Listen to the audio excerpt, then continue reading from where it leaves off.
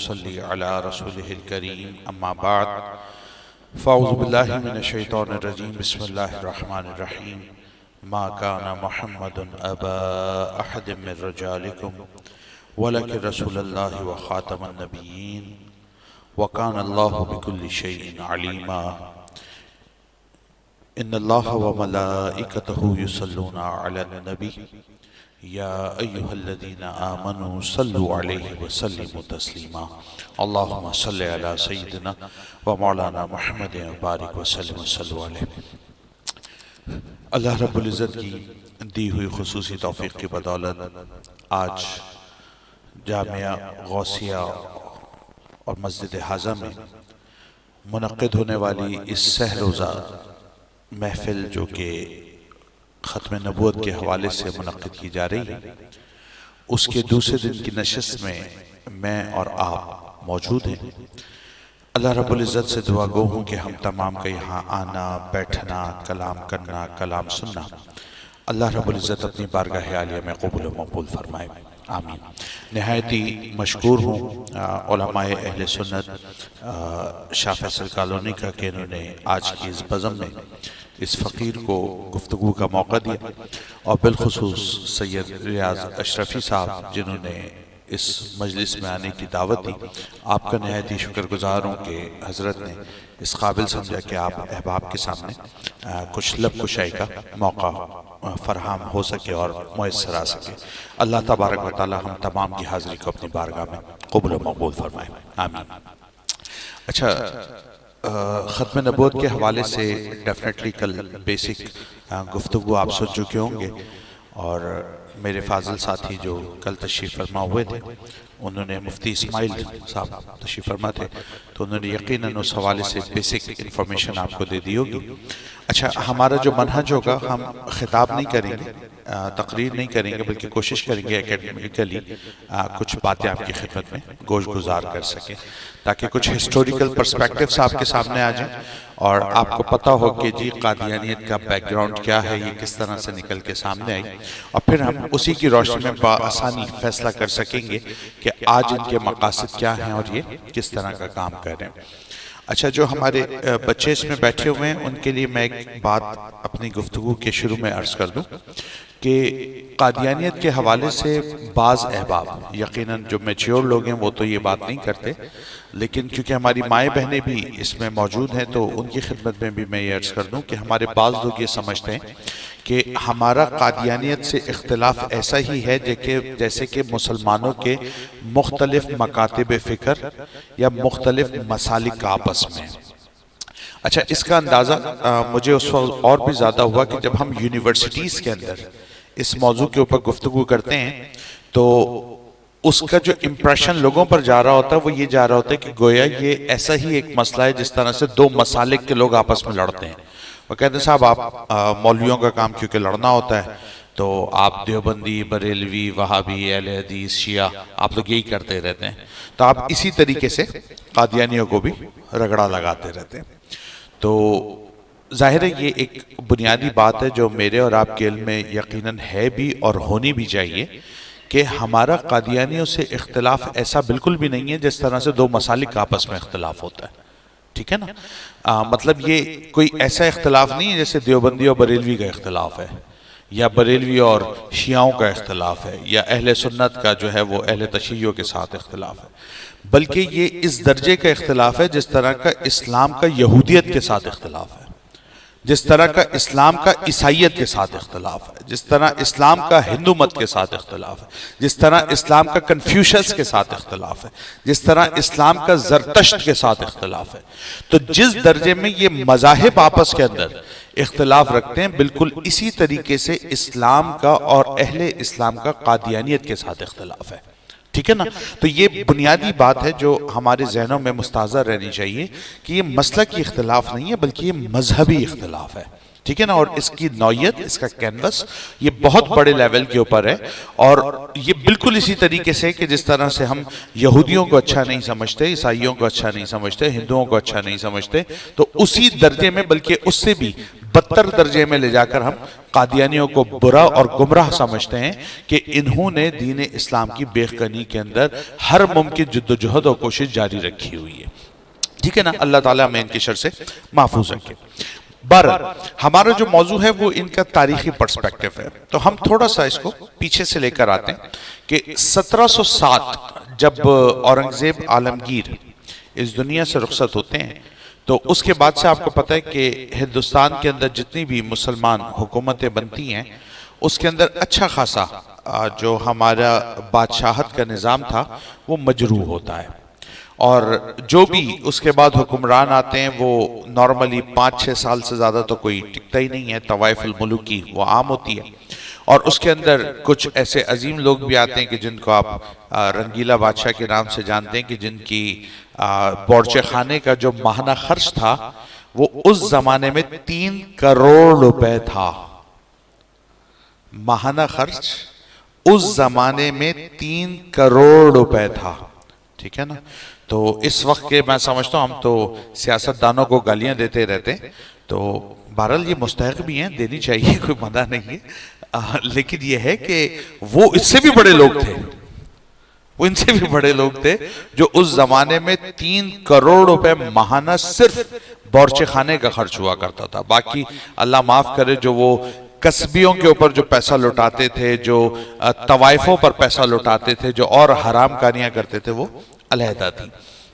اب اس کے بعد وہ سلسلہ جب آگے بڑھتا ہے تو بہادر شاہ ظفر 1837 کے اندر مسند خلافت یا حکومت کے اوپر بیٹھتے ہیں اور آپ کو پتہ ہے کہ یہ کمزور ترین حکمرانوں میں سے ایک حکمران تھا جو اس وقت آ کر بیٹھا تھا.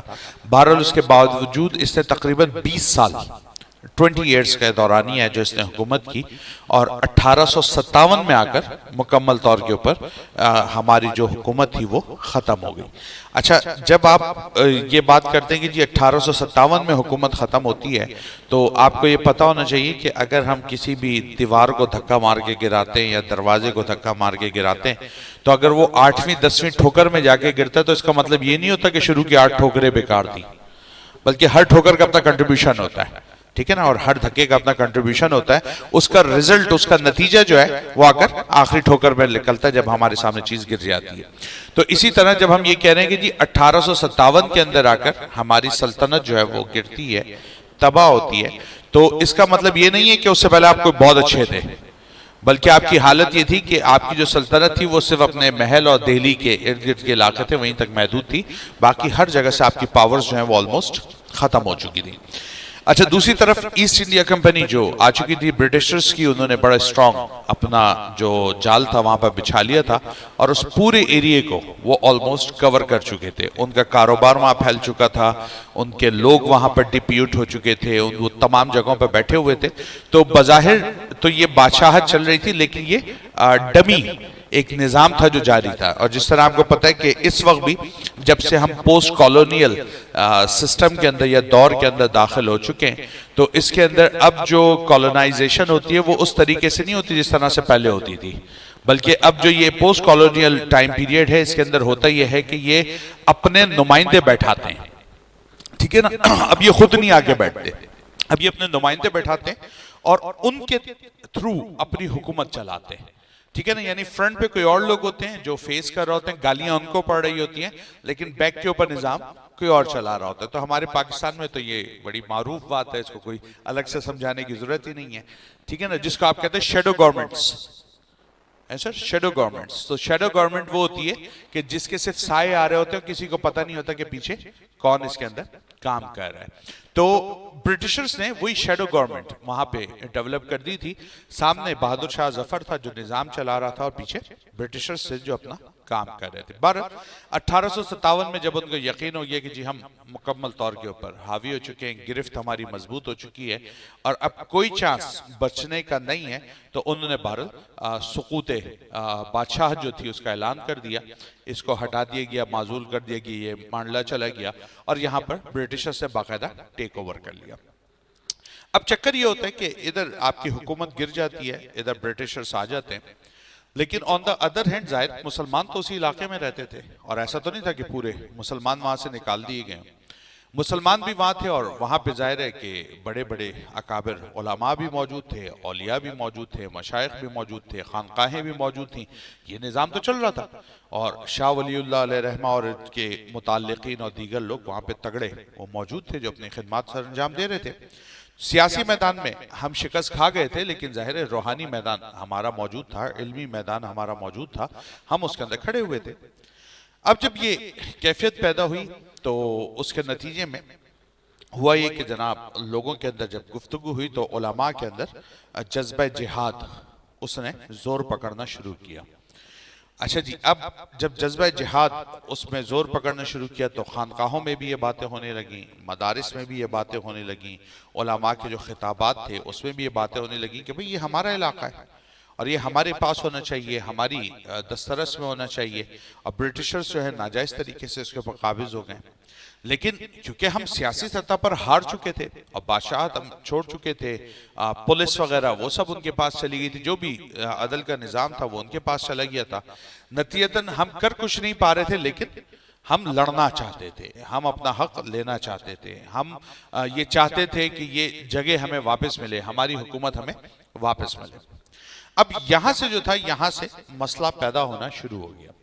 اچھا، برٹشرز کو یہ اندازہ تھا کہ ہم نے سیاسی طور پہ ان کو ہرا دیا ہے اور گاہے بگائے ہم دیگر میدانوں میں انہیں شکست دے رہے ہیں، لیکن آپ کو پتہ ہے نا کہ جب کوئی سپر پاور ہوتی ہے تو وہ آپ کو چاہتی ہے کہ مکمل آپ کے اوپر کنٹرول ہو جائے، ٹھیک ہے نا، وہ پھر آپ کو کسی بھی جگہ کے اوپر چھوڑتے نہیں ہیں۔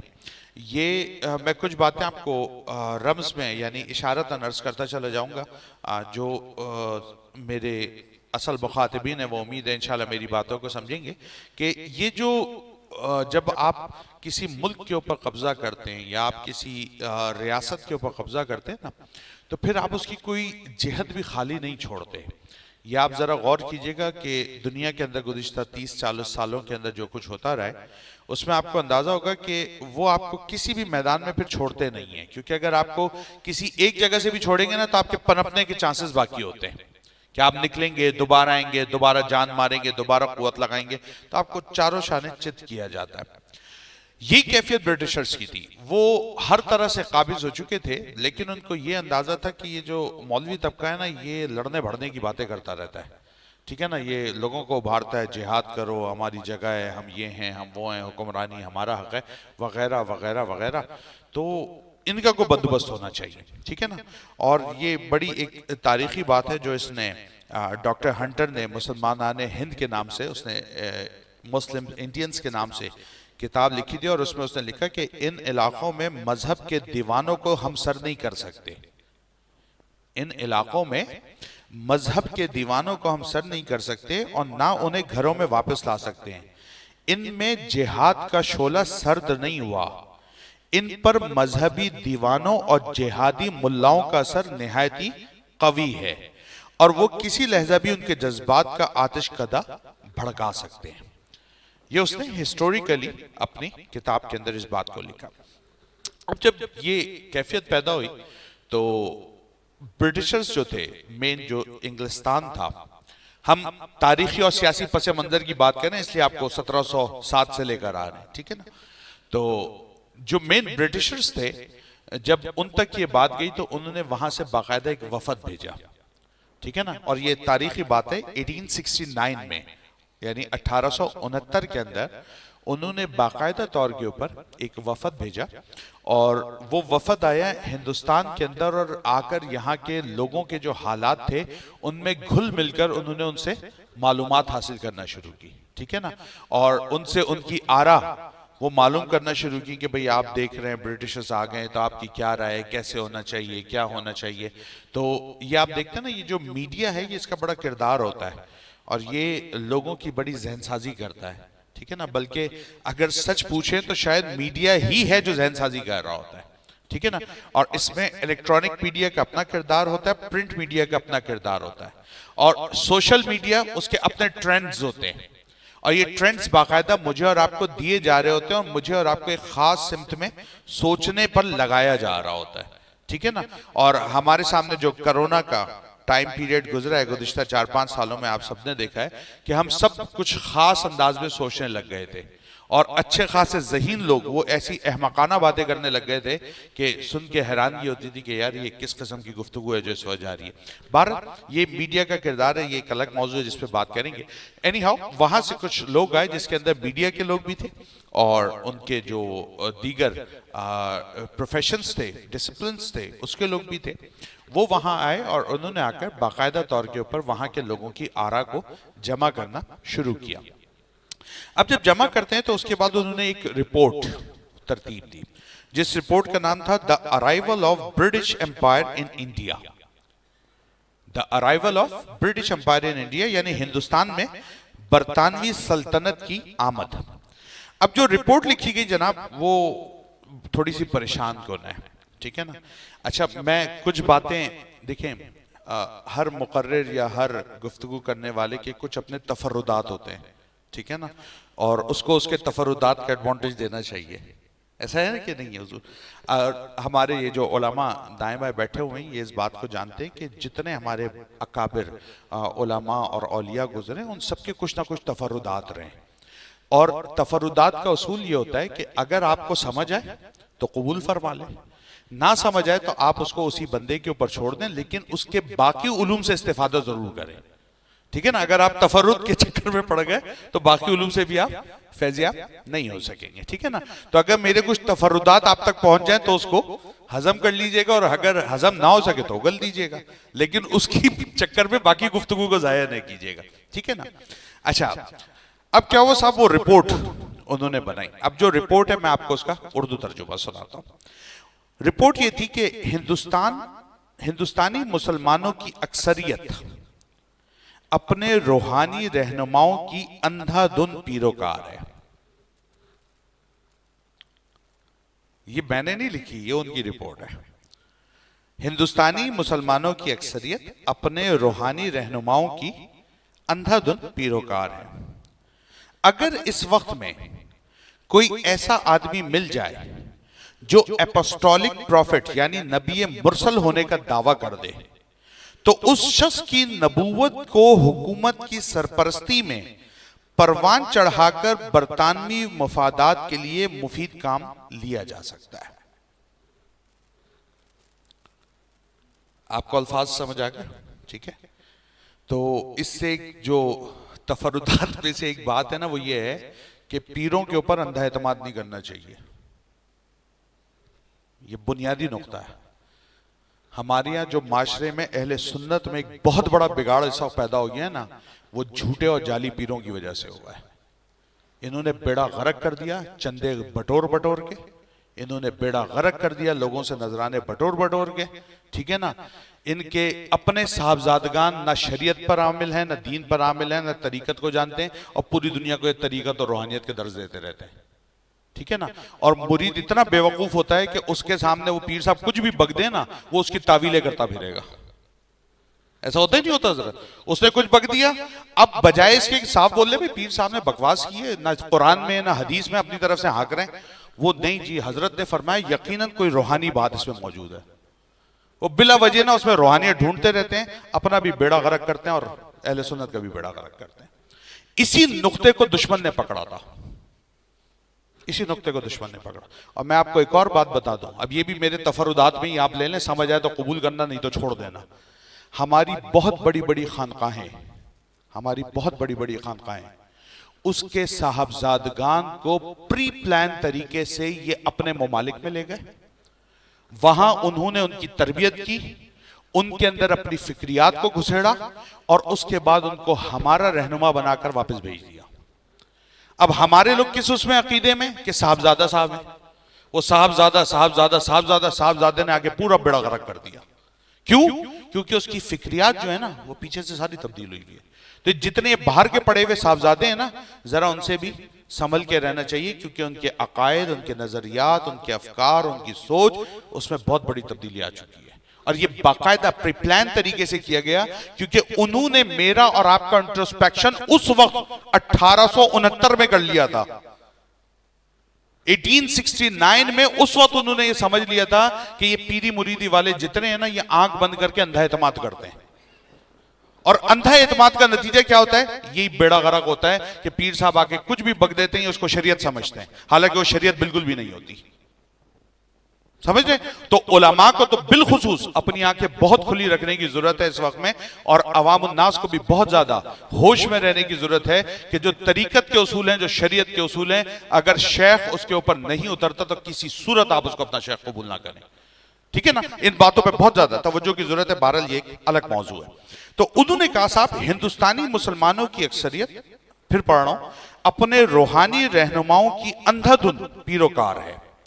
اگر اس وقت میں ہمیں کوئی ایسا آدمی مل جائے جو اپسٹولک پروفٹ ہو، یعنی نبی مرسل ہونے کا دعویٰ کر دے، تو اس شخص کی نبوت کو حکومت کی سرپرستی میں پروان چڑھا کر ہم برطانوی مفادات کے لیے مفید کام کر سکتے ہیں. یہ انہوں نے اپنی رپورٹ بنائی. ادھر یہ رپورٹ آتی ہے، ادھر دوسری طرف اب بات شروع ہوتی ہے مرزا غلام احمد قادیانی کی. ادھر یہ رپورٹ شائع ہوتی ہے، ادھر مرزا غلام احمد قادیانی سیالکوٹ کے اندر ایک ڈپٹی کمشنر کے آفس میں معمولی تنخواہ کے اوپر 1864 سے لے کر 1868 تک وہ نوکری کر رہا ہوتا ہے. ٹھیک ہے نا؟ اور معمولی اس کی تنخواہ ہوتی ہے، وہ وہاں پہ کام کرتا ہے. یہاں پر یہ رپورٹ شائع ہوتی ہے، وہاں پر مرزا صاحب کے تعلقات قائم ہونا شروع ہو جاتے ہیں مسٹر بٹلر ایم اے کے ساتھ، جو کہ سیالکوٹ کے اندر ایک پادری تھا، اور مرزا صاحب کی اس سے دوستی ہونا شروع ہو جاتی ہے. ان کی بیٹھکیں ہوتی ہیں، ان کی نشست و برخاست ہوتی ہے. یہاں تک کہ معاملہ یہ ہوتا ہے کہ کچھ عرصے کے بعد برطانوی ہند کی سینٹرل انٹیلیجنس ایجنسی، اس کی روایت کے مطابق ڈپٹی کمشنر سیالکوٹ 4 اشخاص کا انٹرویو کرتا ہے، 4 لوگوں کا انٹرویو کرتا ہے، اور ان میں جو سب سے گھٹیا آدمی اس کو نظر آتا ہے، اس کو جھوٹے منصب نبوت کے لیے سلیکٹ کر لیا جاتا ہے، اور وہ آدمی ہوتا ہے مرزا غلام احمد قادیانی. بات سمجھ رہے ہیں؟ یہ اللہ معاف کرے، آپ کو یاد ہوگا ایک زمانے میں کراچی میں بہت زیادہ بم دھماکے ہوتے تھے. یاد ہے آپ کو؟ 20-25 سال پہلے اگر چلے جائیں تو جو بزرگ لوگ ہیں ان کو یاد ہوگا، بہت زیادہ بم بلاسٹ ہونے لگے تھے. 9/11 کے بعد ایک عجیب حال ہو گیا تھا. اچھا، اس کے اندر جو مختلف ایجنسیز نے انٹرویوز کیے، یہ کیا وہ کیا، کام ہو رہا تھا. بھئی کون لوگ ہیں، کرتے کون آگے جو خود کش حملہ کرتے تھے؟ پتہ لگا اس میں کچھ وہ لوگ بھی شامل تھے کہ جن کو باقاعدہ آفیسز کے اندر بلایا جاتا تھا، ان سے انٹرویو کیے جاتے تھے جاب کے. جاب انٹرویو کر کے اس کے اندر جو بیچارہ سب سے بیکار آدمی ہوتا تھا نا، اس کو سلیکٹ کر لیا جاتا تھا. اب وہ یہ سمجھتا تھا میں سب سے قابل ہوں، اور وہ ہوتا تھا سب سے فارغ. ٹھیک ہے نا؟ اس بیوقوف کو سلیکٹ کر کے اس کے ہاتھ میں بیگ دیا جاتا تھا، اس کو یہاں پہنچا دو، اس کو وہاں پہنچا دو، اور اس بیگ میں ہوتے تھے بم. اور وہ جا کے بیچارہ خود بھی پھٹتا تھا، لوگوں کو بھی پھاڑتا تھا، اس کو پتہ بھی نہیں ہوتا تھا میرے ساتھ ہوا کیا ہے، اور نہ اس کی فیملی کو پتہ لگتا تھا. ایک بہت بڑی تعداد تھی، اللہ معاف کرے، جو اس چکر میں بھی اس زمانے میں ماری گئی. اور آج بھی جو فیک پروجیکٹس ہوتے ہیں، چاہے وہ بلڈرز کے ہوں، وہ کوئی فلیٹ بنا رہا ہو یا کچھ کر رہا ہو، یا اس قسم کی کوئی بھی ہوں، تو اس کے اندر جب جاب انٹرویو ہوتے ہیں نا، تو اس کے اندر وہ نہیں ہوتا جو سب سے ٹیلنٹڈ ہے اس کو سلیکٹ کیا جائے. اس میں جو سب سے ماٹھا ہوتا ہے اس کو سلیکٹ کرتے ہیں. اب وہ ماٹھے صاحب سمجھ رہے ہوتا ہے میں بہت قابل ہوں، میں کوئی ایکسٹرا آرڈینری انٹیلیجنٹ ہوں. وہ ایکسٹرا انٹیلیجنٹ نہیں ہوتا یہ اس ماٹھے کو سامنے بٹھاتے ہیں، اس کے نام کے اوپر تمام پیسہ بٹورتے ہیں، اور اس بیوقوف کو عوام کے حوالے کر کے خود پیسے لے کے شارٹ ہو جاتے ہیں. ٹھیک ہے نا؟ تو جاب انٹرویوز کے اندر بھی ہمارے نوجوان بچوں کو بڑا کانشیس ہونے کی ضرورت ہے کہ آپ کو جو زیادہ فیور دے رہا ہوتا ہے نا، اس فیور کے اندر پیچھے کچھ اور دال میں کالا چل رہا ہوتا ہے. یہ ایگزیکٹلی کنڈیشن وہاں تھی کہ 4 بندوں کے انٹرویو ہوتے ہیں، اور اس کے اندر جو سب سے گھٹیا آدمی ان کو نظر آتا ہے، جو اپنا ایمان بیچنے کو تیار تھا، جو دین بیچنے کو تیار تھا، جو مذہب بیچنے کو تیار تھا، جو سب بیچنے پر راضی ہو گیا، وہ تھا مرزا غلام احمد قادیانی. اس کو سلیکٹ کیا گیا، اور اس کو وہاں سے جاب سے ریزائن کروایا گیا، اور اس کو بھیج دیا گیا قادیان. اور ادھر سے یہ جو تھا مسٹر بٹلر ایم اے، یہ چلا گیا برٹن. ٹھیک ہے جی؟ اس کے بعد کیا ہوتا ہے؟ مرزا صاحب 1880 کے اندر جلوہ افروز ہوتے ہیں. ظاہر بیچ میں انہوں نے کچھ اپنے کارنامے دیے اور اپنے مجدد ہونے کا دعویٰ کرتے ہیں. ٹھیک ہے نا؟ یار میں پھر کچھ تفردات کہوں گا، آپ لوگوں کو شاید کسی کو برا لگے. مجدد جو علماء بیٹھے ہیں بہت آسانی سے سمجھیں گے، جو سینئر لوگ ہیں تصوف کو جانتے ہیں وہ بھی سمجھیں گے۔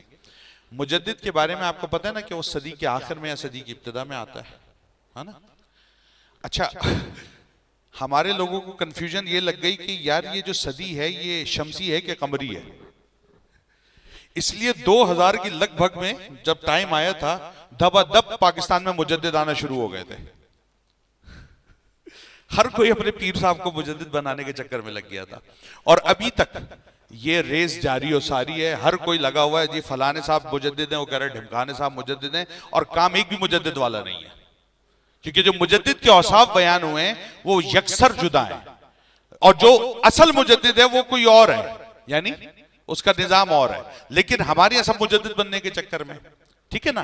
اب یہ باتیں آپ کو اس لیے بتا رہا ہوں، تھوڑی کڑوی تو لگ رہی ہیں، لیکن آپ ذرا پیچھے دیکھیں کہ دشمن کا طریقہ واردات یہ کتنا پرانا ہے، کہ جب مرزا غلام احمد قادیانی آتا ہے تو وہ بھی پہلے مجدد ہونے کا دعویٰ کرتا ہے، اور اس کے ساتھ جو لوگ ہیں وہ بھی بے وقوفوں کی طرح اس کو مجدد ماننا شروع ہو جاتا ہے۔ یہ نہیں دیکھ رہے کہ یہ امت میں فساد برپا کر رہا ہے، یہ لوگوں کے اندر اختلاف برپا کر رہا ہے، اس کی گفتگو کی وجہ سے جھگڑے ہو رہے ہیں، فساد ہو رہے ہیں، لڑائیاں ہو رہی ہیں، اس نے تو فتنہ برپا کر دیا امت میں۔ یہ نہیں دیکھ رہے، یہ دیکھ رہے ہیں کہ حضرت مجدد کی بات کر دی، بھئی یہ ہمارے شیخ جو ہیں یہ مجدد بنے ہوئے ہیں، وہی مجدد صاحب یہ بھی موجود تھے۔ اچھا ان کی تو پروموشنز ہوتی گئی نا، مرزا صاحب کی 1880 میں تو یہ ملہم من اللہ مجدد ہوئے، 1888 کے اندر جو ہے انہوں نے دعویٰ کر دیا کہ صاحب مجھے تو بیعت لینے کا حکم دیا گیا ہے، 1891 میں انہیں مسیح موعود ہونے کا دعویٰ کیا، اور اس کے بعد ذل نبی یعنی کہ نبی کا ذل ہونے کا سایہ ہونے کا دعویٰ کیا، یہ اصطلاح نکالی، اور 1901 کے اندر آ کے باقاعدہ اپنی نبوت کا انہوں نے اعلان کر دیا۔ تو مرزا صاحب کی پروموشن بہرحال اس طرح سے ہوئی جو مطلب نبوت تک پہنچے، لیکن مرزا صاحب نے جو اس سے پہلے کام کیے وہ کام یہ تھے کہ اب ان کو عوام الناس میں اپنا اثر و رسوخ قائم کرنا تھا۔ اب دیکھیں یہ آپ اس دور کو دیکھیں اور اس دور کے لوگوں کو جانچتے چلے جائیں، ٹھیک ہے نا؟ یہ میں آپ کو ایک پورا اسکیل دے رہا ہوں کہ آپ دیکھیں مرزا صاحب کا طریقہ واردات کیا تھا اور آج کے لوگوں کا طریقہ واردات کیا ہے۔ کیا ہوا صاحب؟ مرزا صاحب نے کیا کیا؟ انہوں نے آ کر آریہ سماج جو ہندوؤں کا ایک پروگریسو پورا فرقہ تھا، اور اس کے اندر جو سوامی دیانانند صاحب جو تھے اس کے سربراہ تھے، انہوں نے کیا کیا؟ مرزا صاحب نے ان کے خلاف گالم گلوچ شروع کر دی، باقاعدہ ننگی گالیاں ادھر دینا شروع کر دی۔ اچھا نتیجہ کیا ہوا؟ ظاہر ہے ہندوستان کے اندر میجورٹی کے اندر وہ موجود تھے، انہوں نے کیا کیا؟ انہوں نے بدلے میں مرزا صاحب کو تو جو گالیاں دینی تھی دیں، لیکن اصل حملہ انہوں نے کہاں کیا؟ منصب نبوت پر، یعنی حضور علیہ السلام کی ذات گرامی پر۔ اب مرزا صاحب کی وجہ سے نعوذ باللہ من ذالک سب و شتم کدھر ہو رہا ہے؟ آقا علیہ السلام کی ذات گرامی کو بھنڈ مار رہے ہیں مرزا صاحب، اور جو عتاب جا رہا ہے وہ کہاں جا رہا ہے؟ حضور علیہ السلام کی طرف۔ اچھا میں آگے چل کے آپ کو ایک اور اس میں بات بتاؤں گا، بلکہ ابھی ضمناً عرض کر دیتا ہوں کہ ملکہ وکٹوریا کو باقاعدہ مرزا صاحب نے خط لکھا تھا جو آن دا ریکارڈ ہے، اور ملکہ وکٹوریا کو انہوں نے یہ لکھا تھا کہ میں عیسائیوں کو اس لیے گالیاں دیتا ہوں تاکہ مسلمانوں کا میرے اوپر اعتماد بحال ہو جائے کہ میں آپ کی پیداوار نہیں ہوں بلکہ میں اصلاً مسلمان ہوں اور اس لیے عیسائیت کا دشمن ہوں۔ سمجھ رہے ہیں؟ تو یہ جو بعض اوقات آپ کو ایسے سٹیٹمنٹس ملتے ہیں نا، جو سٹیٹمنٹ کسی خاص طرف میری اور آپ کی ذہنیت کو لے جا رہا ہوتے ہیں، تو اس کے پیچھے ایک پورا ایجنڈا ہوتا ہے، اور اس ایجنڈے کے تحت وہ سٹیٹمنٹس دیے جا رہے ہوتے ہیں، لیکن ہماری سادہ لو عوام جو ہے وہ اس کو سمجھتی نہیں ہے اور اس کے اوپر لبیک کر کے کود پڑتی ہے، اور اس کا نتیجہ پھر کیا ہوتا ہے؟ امت میں اختلاف، امت میں فتنہ اور امت میں انتشار، اور لوگ آپس میں لڑنا شروع ہو جاتے ہیں، ٹھیک ہے نا؟ حالانکہ بیک گراؤنڈ کے اندر وہ کسی ایجنڈے کے تحت سٹیٹمنٹ دیا جا رہا ہوتا ہے۔ بہرحال اب کیا ہوا صاحب؟ مرزا صاحب جو ہیں ان کی لانچنگ ہو گئی۔ اب مرزا صاحب باقاعدہ لانچ ہو کر آ گئے، اور میں نے آپ سے جس طرح عرض کی کہ وہ پہلے مجدد بنے، اور اس کے بعد جو ہے انہوں نے ذل نبی ہونے کا دعویٰ کیا، اور پھر اپنی پراپر نبوت کا دعویٰ کیا۔ اب مرزا صاحب نے جو کام شروع کیا، اچھا دیکھیں آپ ایک بات کو بھولیے گا نہیں جو ہم نے پوری آپ کو اتنی دیر کی گفتگو کی ہے، کہ مرزا صاحب لانچ کیوں ہو رہے ہیں؟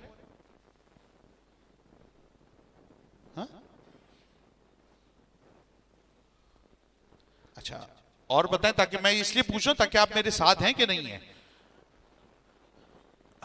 جس طرح ان بزرگوں نے فرمایا، بھائی نے بھی بتایا، بنیادی طور پہ مرزا صاحب کی لانچنگ اس لیے ہو رہی ہے کہ جہاد کی مخالفت کی جائے اور جہاد کے جذبے کو ختم کیا جائے.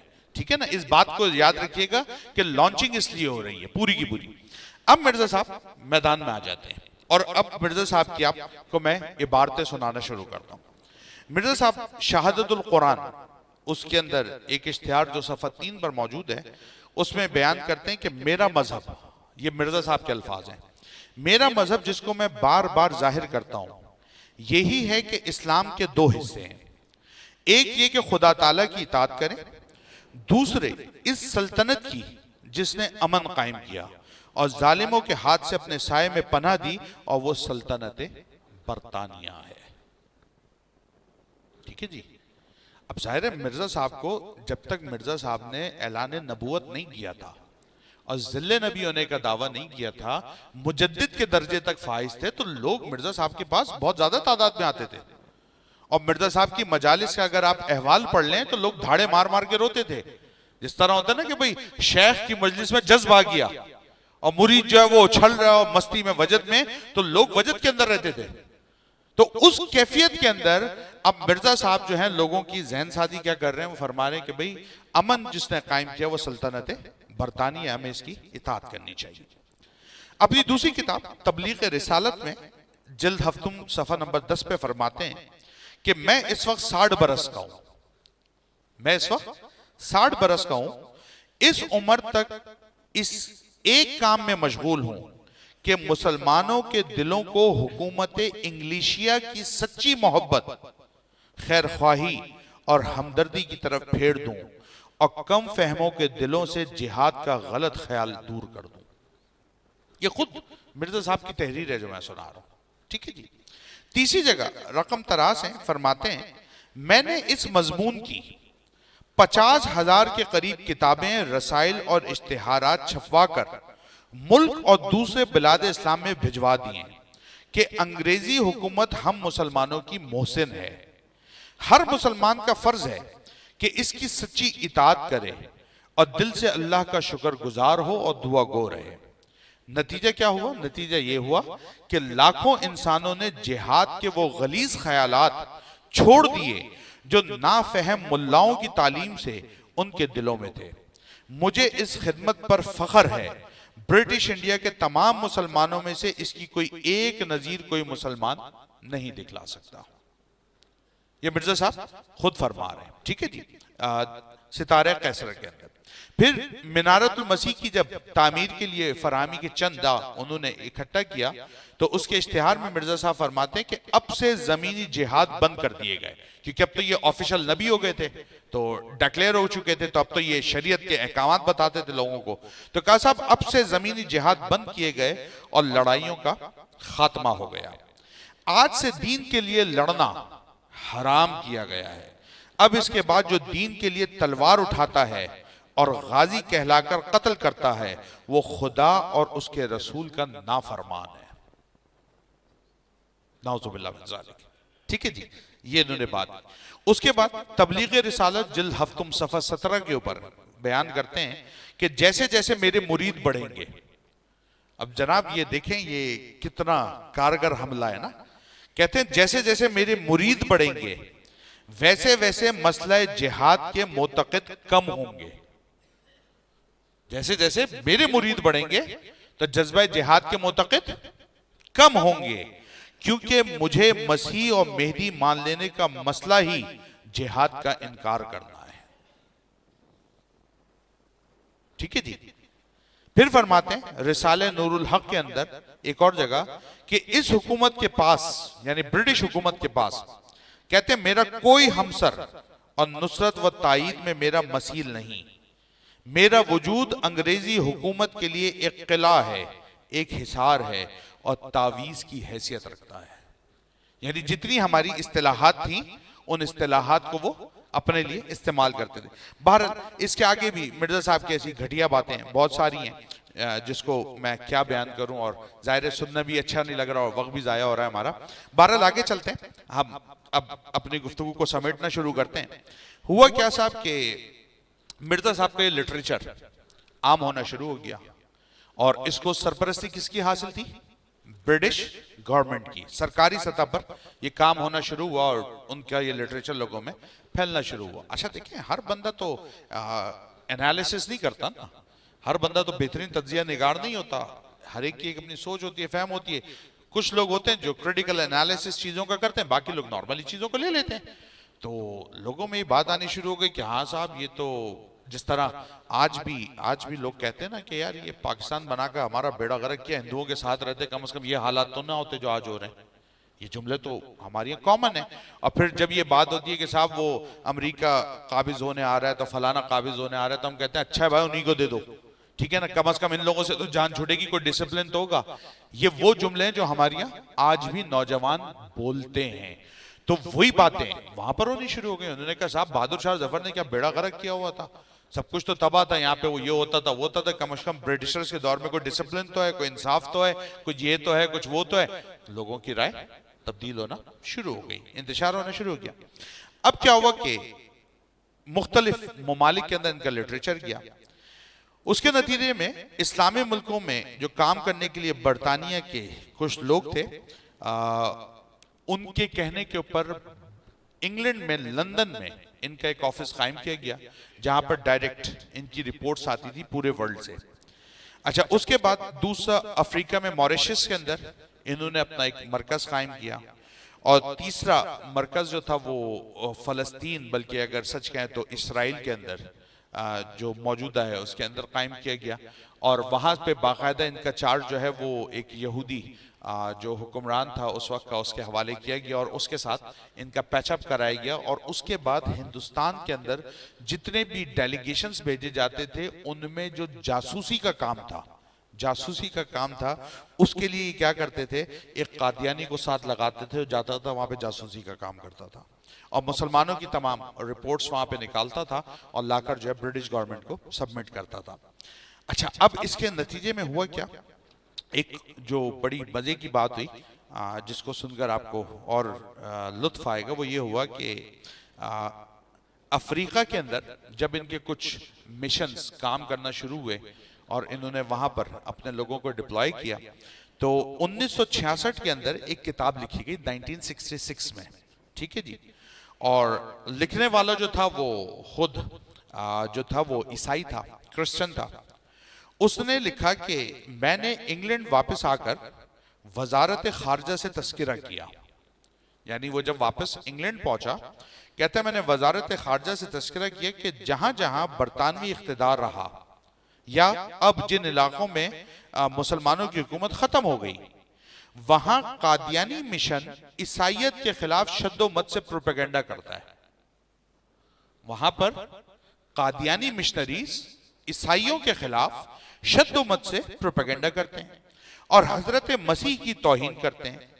آخر انہیں برطانوی سرپرستی کیوں حاصل ہے، جبکہ وہ ہمارے مذہب کو یعنی عیسائیت کا رد کرتے ہیں، اس کو رسوا کرتے ہیں، عیسیٰ علیہ السلام پر اعتراض کرتے ہیں. تو پھر برٹش گورنمنٹ ان کو اپنا سایہ کیوں دیتی ہے، ان کو پروٹیکشن کیوں دیتی ہے، ان کی مدد کیوں کرتی ہے؟ کہتا ہے کہ وزارت نے مجھے کوئی جواب نہیں دیا، کچھ کہا تو یہ کہ آپ ان کا چرچ کی سطح پر مقابلہ کیجئے، ہماری سیاسی ضرورتیں مختلف ہیں. آپ ان کا چرچ کی سطح پر مقابلہ کیجئے، یعنی جس کو آپ کہتے ہیں نا مولوی لڑتے رہے آپس میں، ملا لڑتے رہے، ہماری ذرا سیاسی ضرورتیں اور ہیں، ہم اس کے تحت کام کر رہے ہیں.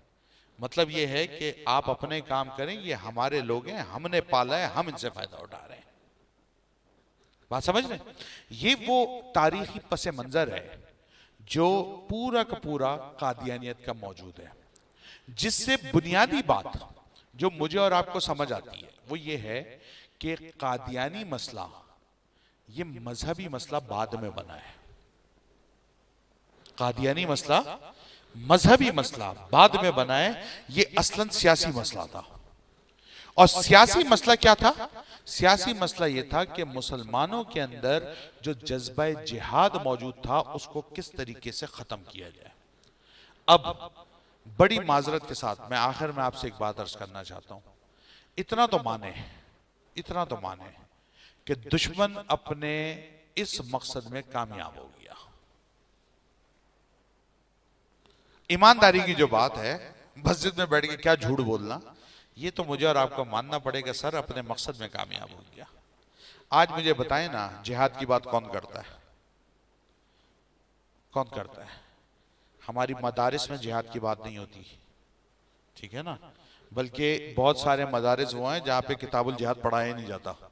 ان کو ڈر ہوتا ہے کہ کوئی ایجنسی والا نہ بیٹھا ہو، یہ اگر زیادہ پڑھا دیا تو مسئلہ کرے گا۔ مساجد میں جہاد پہ بات نہیں ہوتی، ہوتی ہے؟ نہیں ہوتی۔ خانقاہوں میں انہوں نے تو سارا نفس کا جہاد کرا دیا، سارا جہاد نفس کا نا، بس نفس کو مارے جاؤ۔ تو وہ ایک صاحب زیادہ نفس کر رہے تھے، میں نے کہا تمہارے گھر میں ڈاکو گھس جائیں تو تم اس کو بولو گے مراقبہ کرو بیٹھ کے؟ تمہارے گھر میں ڈاکو گھس جائے تم کہو کہ مراقبہ کرو، یا میں ابھی پہلے ذکر کرتا ہوں پھر تجھے ماروں گا اس سے؟ یار کیوں بیوقوف بنا رہا ہو لوگوں کو؟ آپ اس کا ہاتھ پکڑو گے نا، توجہ سے مسئلہ حل ہو جائے گا۔ وہ نبی علیہ السلام سے زیادہ توجہ ہے تمہاری کیا؟ حضور نے 27 غزوات لڑے جن میں 9 پریکٹیکلی جہاد کیا حضور نے جا کے، ٹوٹل 27 ہے جس میں سے 9 میں پریکٹیکلی جہاد کیا ہے، اور 70 سے زیادہ سرایا ہیں جو حضور نے بھیجے تھے۔ ایسے اسلام قائم نہیں ہو گیا کہ آپ زور و مراقبے کرا کے حضور نے پورے دنیا میں اسلام کو نافذ کر دیا۔ لڑے ہیں حضور، بدر ہوئی ہے، احد لڑی گئی ہے، آگے چل کے خیبر کی جنگیں ہوئی ہیں، فتح مکہ ہوا ہے، ہر جگہ ہم نے جا کے مار کے لڑے، صرف باتوں سے نہیں ہوا معاملہ حل۔ ہماری یہاں سارا توجہ سے کرانا چاہتے ہیں، کیوں؟ جہاد کرنا سر آسان تھوڑی ہے۔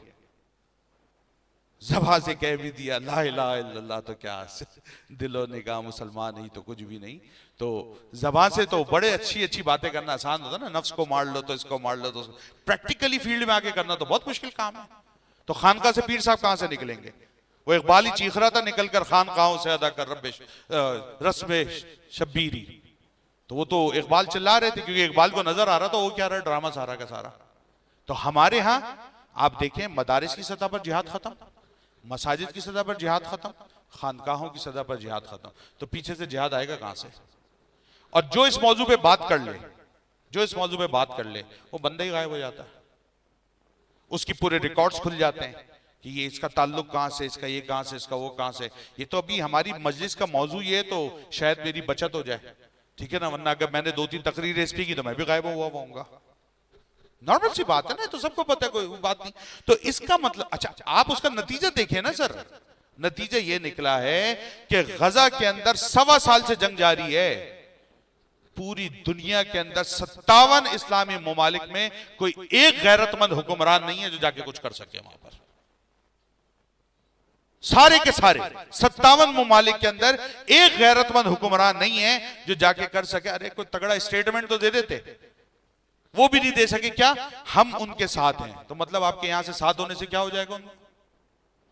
یہ تو ان کی ہمت ہے، خدا کی قسم ان کی ہمت ہے، 1.25 سال دشمن کو جھیلتے رہے، 1.25 سال۔ 7 اکتوبر 2023 سے جو جنگ شروع ہوئی تھی انہوں نے 1.25 سال اس کو بھگتایا ہے۔ اپنے کتنے ہزار لوگ، 40-45 ہزار ایسٹیمیٹڈ ڈیٹا تو وہ جو اسٹیٹسٹیکلی آپ کو نیٹ کے اوپر اویلیبل ہے، لیکن جو اموات ہوئی ہیں، جو شہادتیں ہوئی ہیں، وہ تو اس سے بہت بڑی فگر ہے۔ اور پھر اس کے ساتھ جو چلے گئے وہ تو چلے گئے، جو پسماندگان ہیں، جو جیتے جی مر گئے، ذرا ان کی کیفیت کا اندازہ تو کریں آپ۔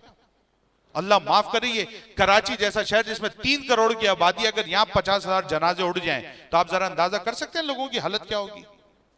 انہوں نے اس سب کو بھگتا ہے، اور ہمارے حکمران صرف تھپکیاں دیتے رہے۔ کیوں؟ کیونکہ جذبہ جہاد تو ہی نہیں، مرنا تو کوئی چاہتا ہی نہیں، اللہ کے لیے لڑنا تو کوئی چاہتا ہی نہیں۔ اور ایک بات ذہن میں رکھیے گا کہ جو نیشنلزم ہے، یہ پروڈکٹ ہے کیپٹلزم کی۔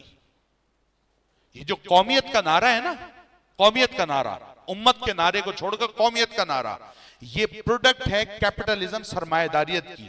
ورنہ امت مسلمہ، حضور نے تو یہ فرمایا تھا کہ ایک جسم کی مانند ہے، اگر پاؤں میں کانٹا چبھے گا تو آنکھ نہیں سو سکتی۔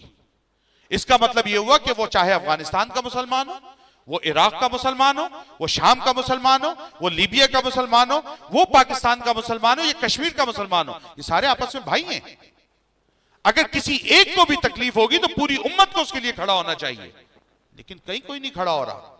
اور ابھی تو شاید میں اور آپ جوش کے اندر، جذبے کے اندر، کیونکہ 1 گھنٹے سے باتیں سن رہے ہیں تو شاید کوئی ایمانی غیرت ہمارے اندر جاگ جائے، ورنہ اس کے بعد تو ہم خود بھی یہ سوچتے ہیں کون ہے جو ان کی پھٹیک بھگتے گا، ان کے جھگڑے کو ہم کہاں نپٹائیں، ان کی باتوں کو ہم کہاں بھگتے ہیں؟ بھائی اپنی گاڑی ہے، اپنا بنگلہ ہے، اپنا اے سی ہے، اپنا گھر ہے، اپنے کاروبار چل رہا ہے، دھندا چل رہا ہے، سکون سے جیتے رہو، کس کو ضرورت ہے اس کے لیے آواز اٹھائے؟ جذبہ جہاد ختم ہو گیا۔ وہی تو کرنا چاہتے تھے، وہی تو مجھے اور آپ کو لانا چاہتے تھے، اسی کے لیے تو قادیانی مشن کو قائم کیا گیا تھا، اسی کے لیے تو مرزا غلام احمد قادیانی کو پلانٹ کیا گیا تھا، اسی کے لیے تو پورا نظام بنایا گیا تھا۔ تو پھر آپ مانو نا یار، وہ کامیاب ہو گئے، ہم ناکام ہو گئے، ہمارے علماء ناکام ہو گئے، ہمارے اولیاء ناکام ہو گئے، ہمارے صوفیاء ناکام ہو گئے، ہماری خانقاہیں ناکام ہو گئیں، ہمارے مدارس ناکام ہو گئے، ہم اس جذبے کو قائم نہیں رکھ سکے، اسی لیے پوری دنیا کے اندر ذلیل و رسوا ہو رہے ہیں۔ ضرورت کس امر کی ہے؟ ضرورت اس امر کی کہ قادیانیت کا مقابلہ اور محاسبہ صرف علمی سطح پر نہیں ہونا چاہیے، ان کا ادراک صرف علمی سطح پر نہیں ہونا چاہیے کہ صاحب انہوں نے جو ہے وہ خاتم النبیین کے اندر خاتم کا لفظ کا یہ معنی لے لیا تو اس کی یہ دلیل ہم نکال کے پیش کر دیں گے، یا انہوں نے اگر مرزا غلام احمد قادیانی کو اس طریقے سے مسیح موعود ثابت کر دیا تو ہم عیسیٰ علیہ السلام کی تعلیمات کی روشنی میں ایسے اس کا رد کر دیں گے۔ صرف یہ ان کا محاکمہ کرنے کی ضرورت نہیں ہے، محاکمہ اس سے بڑے لیول پر ہوگا۔ یہ تو انہوں نے مجھے اور آپ کو منہ شغافیوں میں لگا دیا، میں بڑی معذرت سے عرض کر رہا ہوں، انہوں نے مجھے اور آپ کو ایک اچھی سی چورن دیے کہ آپ یہ کھاتے رہیں اور آپ ان باتوں میں لڑتے رہیں، جو اصل مسئلہ ہے اس کے اندر وہ کامیاب ہو کر بیٹھے ہوئے ہیں اور ہم دفاع کے اندر لگے ہوئے ہیں۔ ادھر بات سمجھ رہے ہیں؟ اس فکر کو سمجھنے کی ضرورت ہے، ان باتوں کو سمجھنے کی ضرورت ہے۔ میں یہ نہیں کہہ رہا کہ آپ لڑنا شروع ہو جائیں، آپ جہاد کے نعرے لگانے شروع ہو جائیں، یہ میرا مطلب نہیں ہے، لیکن میں آپ کو یہ ضرور سمجھانا چاہتا ہوں کہ دشمن نے مسلمانوں کو، وہ کوئی بھی مسلمان ہو، اس طریقے سے دبایا، اور بالخصوص پاک و ہند کے جو مسلمان ہیں ان کے اندر سے جذبہ جہاد ختم کر کے آج ان کو بالکل دیوار سے لگایا ہوا ہے، ٹھیک ہے نا؟ اور میں اور آپ اب صرف جو ہے نا وہ اپنی اپنی دیکھنے میں لگے ہوئے ہیں کہ میرا گھر، میری گاڑی، میرا بینک بیلنس، میرا موبائل، میری بیوی، میرے بچے، میرے گھر والے، یہ سسٹم صحیح چلنا چاہیے۔ باقی اسلام کا کیا ہوگا، امت مسلمہ کا کیا ہوگا، دین کا کیا ہوگا، ملت کا کیا ہوگا، میری اور آپ کی کوئی غرض نہیں ہے۔ اور یہ جو انڈیویجولزم میرے اندر اور آپ کے اندر پیدا ہو گیا ہے، اسی کا نتیجہ ہے کہ آج میں اور آپ بحیثیت مسلمان کے ہر طرف رسوائی کا سامنا کر رہے ہیں، ہم کہیں بھی غالب نہیں آ پا رہے۔ اور دور حاضر میں قادیانی مشن کیا کر رہا ہے؟ وہ یہی کر رہا ہے کہ بڑی بڑی پوسٹوں پر ان کے لوگ موجود ہیں، یہ وہی جاسوسی کا جو نیٹ ورک ہے ان کا اسی طریقے سے جاری ہے، اسی طریقے سے جب بھی اگر کسی بڑی سطح کے اوپر کوئی بڑا کام ہونا جا رہا ہوتا ہے، یہ اسی قسم کی باتیں کر کے لوگوں کے مورال کو ڈاؤن کرتے ہیں، لوگوں کو ٹھنڈا کرتے ہیں، لوگوں کو ہلکا کرتے ہیں، اور پھر لوگوں کو لگا دیتے ہیں اپنی اپنی زندگی کے اندر، اور تمام کے تمام لوگ اسی کے اندر خوش ہو کے سمجھتے ہیں کہ کوئی دین کی بڑی خدمت کر رہے ہیں، ٹھیک ہے نا؟ تو یہ وہ مشن تھا، یہ وہ پیغام تھا جو ہماری گفتگو کا تھا، قادیانیت کا تاریخی پس منظر وہ کیا تھا، مرزا صاحب کو کیسے پلانٹ کیا گیا، ان کے مقاصد کیا تھے، اور آج اس کے نتائج کیا ہیں، میں اور آپ دیکھ رہے ہیں۔ تو ضرورت اس امر کی ہے کہ ہم اس فکر کو سمجھیں، اس سوچ کو سمجھیں، اس کی ڈیپتھ کو سمجھیں، یقیناً ان کا علمی محاکمہ کریں، ضرور کریں، ہونا چاہیے، لیکن اصل ان کا عملی محاکمہ ہونا چاہیے، اور عملی محاکمہ یہ ہے کہ وہ جو فکر ہمارے اندر سے ختم کر دی گئی، جس کے نتیجے میں میں اور آپ پسپا ہوتے جا رہے ہیں، وہ فکر زندہ ہونی چاہیے، اور ہمارے لوگوں میں شعور آنا چاہیے کہ اپنے حق کے لیے لڑنا پڑے گا، اپنے حق کے لیے لڑنا پڑے گا، اپنے حق کے لیے ڈٹنا پڑے گا، ورنہ آپ نے ابھی سنا ہے نا، یہ بھی پرسوں ترسوں جو میٹنگ ہوئی ہے امریکہ کے اندر، ٹھیک ہے نا، یہ جو گیا ہوا تھا ادھر نیتنیاہو، اور وہاں جا کے اس کے ساتھ میٹنگ کی ہے اس نے ڈونلڈ ٹرمپ سے، تو اس نے کہا کہ یہ اس پر قبضہ کر کے ہمیں دے دیں گے، غزہ پر قبضہ کر کے ہمیں دے دیں گے، یعنی امریکہ کے حوالے ہو جائے گا اور ہم اس کو بنا کر دیں گے۔ یار یہ ایسا ہے جیسے میں آپ کے گھر پہ آؤں، آپ کے گھر کو ملیہ بیٹ کروں، اس کو تباہ کروں، اور اس کے بعد حضرت صاحب سے کہوں حضرت صاحب میں یہ لے کر آپ کو دے دوں گا، ان کا گھر بنا دینا۔ بھائی پراپرٹی آپ کی ہے، پیسہ آپ کا ہے، چیز آپ کی ہے، جگہ آپ کی ہے، رہتے آپ ہیں، تاریخ آپ کی ہے، یہ کیوں فیصلے کر رہے ہیں؟ یہ اس لیے فیصلے کر رہے ہیں کیونکہ ہمارے والوں میں فیصلے کرنے کی جرت نہیں ہے، یہ اس لیے فیصلے کر رہے ہیں کہ ہمارے لوگوں میں فیصلے کرنے کی ہمت نہیں ہے۔ تو میرے گھر یعنی میرا بھائی کا گھر جو غزہ میں موجود ہے اس کا فیصلہ وہ دونوں وہاں بیٹھ کر کہہ رہے ہیں کہ آپ مارنا میں بنا دوں گا اور پھر جگہ کو ہم نارملائز کر دیں گے. ٹھیک ہے نا؟ تو ان حالات پر غور کریں, ان چیزوں پر غور کریں. نہ سمجھو گے, اقبال نے کہا تھا تو مٹ جاؤ گے ہندوستان والوں. اقبال نے ہندوستان کا نام لیا تھا. نہ سمجھو گے تو مٹ جاؤ گے ہندوستان والوں, تمہاری داستان تک نہ ہوگی داستانوں میں. اللہ تعالی ہمیں شعور کے ساتھ ان باتوں کو سمجھنے کی توفیق مرحمت فرمائے. وآخر دعوانا ان الحمدللہ رب العالمین. ماشاءاللہ بہترین لیکچر, مختصر وقت میں جتنے مین پوائنٹس تھے ڈاکٹر